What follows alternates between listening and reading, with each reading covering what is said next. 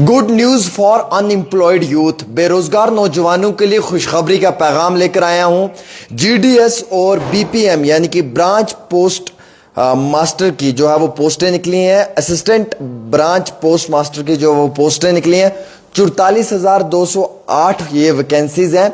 Eligibility 10वीं और 12वीं जमात है। इसमें एज लिमिट 18 से 40 साल है इसमें। और जेडीएस ओब्लिक बीपीएम का नोटिफिकेशन जारी हो चुका है। अब मैं आपको तफसील के साथ बताना चाहूंगा कि ये जॉब्स जो जारी की गई हैं इनकी रजिस्ट्रेशन कब से है और प्रोसीजर क्या है, फीस कैसे भरनी है। ये सब चीज़ों के लिए मैंने स्क्रीन पे एक नंबर दिया है, आप इस नंबर पे भी कांटेक्ट कर इनसे सारी जानकारी ले सकते हैं। फिलहाल दोस्तों मैं बताना चाहूंगा कि जो रजिस्ट्रेशन और सबमिशन है ऑनलाइन एप्लीकेशन का वो है 15/7/2024 से लेकर 5/8/2024 तक यानी कि 8 अगस्त 2024 तक यह है। इसमें अगर फॉर्म को एडिट करना है या फॉर्म में कोई करेक्शन हुआ है, कोई गलती हुई है, वो आप ठीक कर सकते हैं 6/8/2024 से लेके 8/8/2024 यानी कि 6 तारीख 8वां महीना अगस्त का 2024 को आप अपने एप्लीकेशन फॉर्म में गलती जो है वो निकाल सकते हैं। उसके लिए आपको 2 दिन दिए होंगे। अब आपका फॉर्म कब लगने वाला है? फॉर्म आपका जो वो 15 जुलाई से लेकर 5 अगस्त तक इसकी डेट है लास्ट, यानी कि लास्ट 5 अगस्त तक इसकी डेट है। 5 अगस्त तक आप इसका फॉर्म लगवा सकते हैं।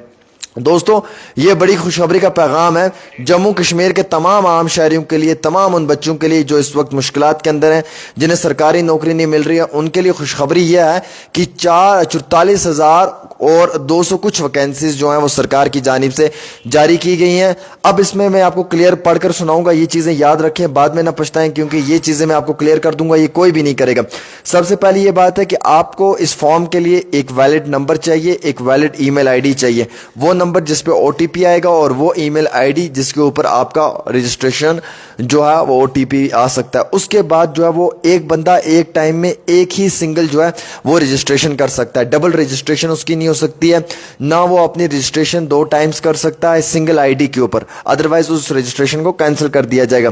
थर्ड वन थिंग ये सबसे इंपॉर्टेंट कि इसमें 2 दिन बचे होंगे आप लोगों के पास अपने फॉर्म को एडिट करने के लिए, और वो 2 दिन जो हैं वो बाकायदा इसमें लिखे भी हुए हैं कि 6 तारीख है यानी कि 8वां महीना अगस्त का है और 8 तारीख 8वां महीना अगस्त का। इन 6 से लेकर 8 इन 2 दिनों में आप इस फॉर्म को एडिट भी कर सकते हो। इसके साथ साथ जो है ये पोस्टें अब आई कौन कौन सी, एक तो ब्रांच पोस्ट मास्टर है बीपीएम और दूसरा assistant branch post master ABPM और देख सेवक। ये पोस्टें 10वीं और 12वीं जमात के ऊपर हैं, यानी कि 10वीं के लिए जो है वो जीडीएस चाहिए और ब्रांच पोस्ट मास्टर के लिए 12वीं एलिजिबिलिटी चाहिए, 12वीं जमात तक का बच्चा जो है वो लिखा पढ़ा होना चाहिए।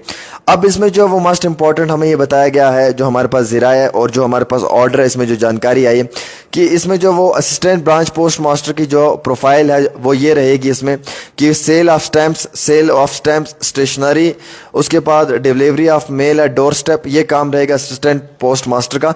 ब्रांच पोस्ट मास्टर जो है वो डिपार्टमेंट को टाइम टू टाइम जो है वो पोस्टल ऑपरेशंस के बारे में बताता रहेगा। दोस्तों इसमें जो है वो तनख्वाह 12,000 से लेकर 29,000 रुपये तक रहेगी बीपीएम की, ब्रांच पोस्ट मास्टर की। और जो एबीपीएम है यानी कि असिस्टेंट ब्रांच पोस्ट मास्टर है या दल सेवक है, उसकी 10,000 से लेकर 24,070 रुपये तक रहेगी। मिनिमम एज 18 साल रहेगी, मैक्सिमम एज 40 साल रहेगी। उसके बाद जो है वो SC ST के लिए 5 साल की एज रिलैक्सेशन है। अदर बैकवर्ड क्लासेस के लिए 3 साल की जो है वो रिलैक्सेशन है। इकोनॉमिकली वीकर सेक्शन के लिए कोई रिलैक्सेशन नहीं है। पर्सन विद डिसेबिलिटी के लिए 10 साल तक की, यानी कि जो माजूब इंसान है उसको 10 साल तक की मिलेगी। Person with disability plus OBC जिसका अदर बैकवर्ड क्लासेस है उसको 13 साल की है। Person with disability plus SC ST यानी कि अगर गुजर बकरवाल है या कोई SC से कोई वो शख्स है जिसके हाथ पाँव ठीक नहीं है या माजूब है तो उस शख्स को 13 साल तक की एज रिलैक्सेशन दी जाएगी। क्वालिफिकेशन इसमें जो है वो जीडीएस के लिए सेकेंडरी स्कूल एग्जामिनेशन होना चाहिए, 10वीं पास होनी चाहिए। एक अच्छे बोर्ड से, एक अच्छे रिकॉग्नाइज्ड बोर्ड से जो है वो उसने अपनी तालीम हासिल की हो, वो बोर्ड वैलिड हो, वहाँ से 10वीं जमात भी जो है वो उसके लिए वैलिड है। और बीपीएम के लिए 12वीं जमात तक का होना चाहिए। अगर उसने 12वीं जमात किसी अच्छे एक बेहतरीन बोर्ड से किया तो वो वैलिड है। उसके साथ साथ दोस्तों इसमें जो कंप्यूटर क्वेश्चंस आएंगे, इसमें नॉलेज ऑफ कंप्यूटर होनी चाहिए आपके पास, नॉलेज ऑफ साइकिलिंग होनी चाहिए और अपने सिस्टम को चलाने के लिए, लवलीहुड को चलाने के लिए जो है वो एक बेहतरीन तरीके का सिस्टम होना चाहिए। डोमिसाइल सर्टिफिकेट होना चाहिए आपके पास जो है वो, इसमें ओरिजिनल आपके सर्टिफिकेट्स होने चाहिए 10th के 12th के। आपका एससी होना चाहिए, आपका डेट ऑफ बर्थ होना चाहिए, आपका आधार कार्ड होना चाहिए, और आपका जो एज रिलैक्सेशन है अगर वो हो तो वो होना चाहिए। उसके बाद आपके पास अगर मुख्तलिफ और डॉक्यूमेंट्स हैं तो वो भी होने चाहिए। इन केस अगर कोई भी डॉक्यूमेंट फ्रॉड पाया गया इसमें तो आपके खिलाफ कानूनी कार्रवाई भी तुरंत उसी टाइम कर दी जाएगी। अब इन केस ऑफ अगर आपका कोई सर्टिफिकेट गलत पाया जाता है, डिस्क्राइब जो उसमें लिखा हुआ है, तो आपको शॉर्ट लिस्ट करने के बाद भी जो है वो लिस्ट से आउट किया जाएगा और आपके सर्टिफिकेट को फेलियर सबमिट कर दिया जाएगा। दोस्तों उसके साथ साथ मैं आपको ये बताना चाहूँगा कि आपके पास जो है वो बाकायदा इसमें जो सर्टिफिकेट्स हों वो पुख्ता होने चाहिए, वो फर्स्ट क्लास मजिस्ट्रेट के बने होने चाहिए, वो कोई फेक फ्रॉड नहीं होना चाहिए।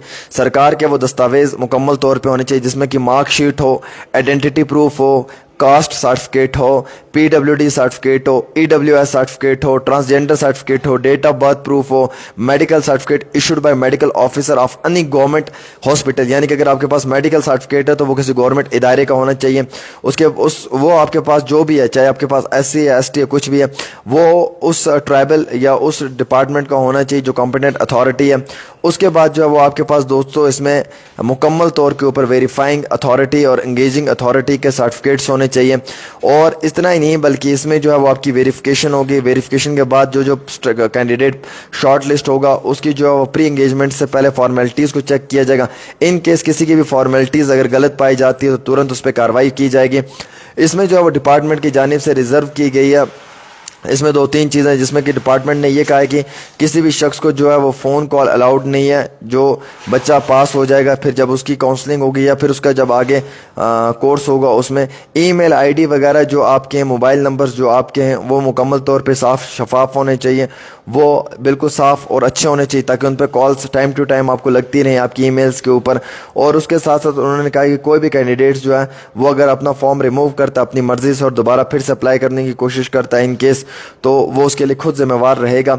एप्लीकेंट जो है वो मुकम्मल तौर के ऊपर जो है वो देखा जाएगा कि ये किस तबके से बिलोंग करता है, इसके पास कौन से वाली सर्टिफिकेट है। इन केस अगर कोई सर्टिफिकेट गलत पाई जाती है तो उसमें कानूनी कार्रवाई की जाएगी। और उसके साथ साथ जो है वो OBC as per state reservation दिया जाएगा। पीडब्ल्यूडी को लो वे 0.1 का रिजर्वेशन दिया जाएगा। PWD deaf dumb and deaf को अलग दिया जाएगा। एक हाथ वाले को, एक टांग वाले को अलग रिजर्वेशन मिलेगी। स्पेसिफिक लर्निंग डिसेबिलिटी वाले को अलग दिया जाएगा। एज पर स्टेट रिजर्वेशन जो एसटी की रहेगी वो अलग होगी, एससी की रहेगी जो वो अलग होगी, ईडब्ल्यूएस की 10% अलग रहेगी, यूआर की अलग रहेगी।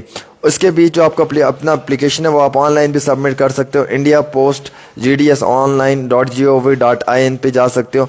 उसके बाद जो फॉर्मेलिटीज़ है, फ़ोन नंबर, उस पर OTP आएगा, वेरीफाई करना, ईमेल, आधार कार्ड लगेगा, information about board and year of the passing, कौन सा बोर्ड है, कब पास हुए उससे।